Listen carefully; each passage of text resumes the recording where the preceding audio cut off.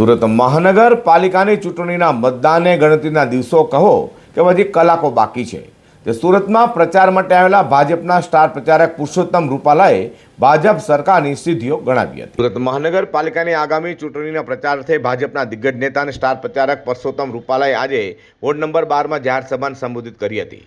તાપી કિનારે કર્ણની ભૂમિ પરથી રૂપાલાએ પોતાના આગવા અંદાજમાં મિની ભારત ગણાતા સુરતના વિકાસ અને કેન્દ્ર સરકારની વૈશ્વિક સિદ્ધિઓની વાત કરી મતદારોને ભાજપ તરફી મતદાન કરવા અપીલ કરી છે।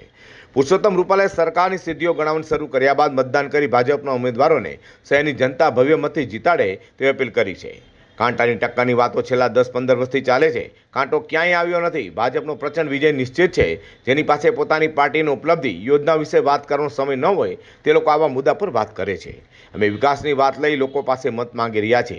વિપક્ષે મહિલાઓનું આરક્ષણ બિલ પાસ ન થવા દીધું તે વાત વિપક્ષે મહિલાઓને જણાવવી જોઈએ। મહિલાઓને વિધાનસભા અને લોકસભામાં આવવા માટેનો પ્રસ્તાવ હતો જેથી સત્યના લોકોએ જાણવી જોઈએ। મહિલાઓએ તેમના વિરુદ્ધમાં મતદાન કરવું જોઈએ તેમ કહ્યું છે। ચૂંટણીમાં મતદાન તરફ વળે એવી વિનંતી કરવા માટે હું આવ્યો છું।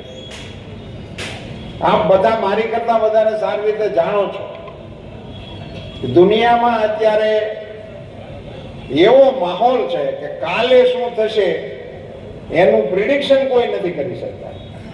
નોર્મલ થઈ જાય, ટેન્શન થઈ જાય, એક સ્ટેટમેન્ટ આવે ભાવ વધી જાય, એક સ્ટેટમેન્ટ આવે બજારો ઉપર અસર થાય અને હજુ વિશ્વના બજારો આ માહોલમાં અટવાયેલા છે।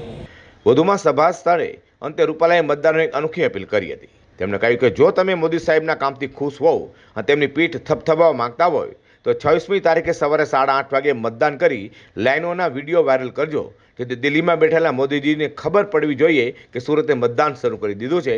એ જ તેમની સાચી પીઠ થપથપાવી કહેવાશે।